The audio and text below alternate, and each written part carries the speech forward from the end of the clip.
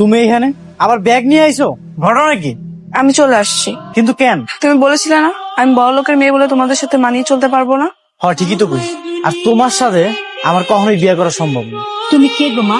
Aunty, আমি অনেকের girlfriend, কিন্তু ও আমাকে তাড়িয়ে দিতে চাচ্ছে। কেন রে অনেক? আন্টি, আপনার ছেলের ধারণা আমি আপনাদের সঙ্গে মানিয়ে চলতে পারবো না, তাই আমি প্রমাণ দিতে সবকিছু নিয়ে চলে আসছি। আগে থাকো তো আমগো বাড়িতে, হাইকা দেখাও। তুমিও বিয়ে করার জন্য রেডি থাকো।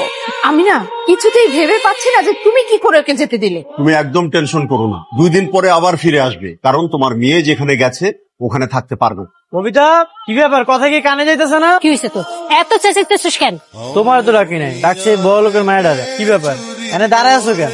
এগুলা নিয়ে সব কাজ করো, যাও। কি করতে হবে? কি করবা মানে? রান্না করবা? রান্না বুঝো না? বুঝি তো, এরকম রাগ দেখাচ্ছ কেন? এলো কোন দিকে যাব? এটাও আমার কয়ে দিতে হইব? এতক্ষণ ধরে আমাকে বাড়ি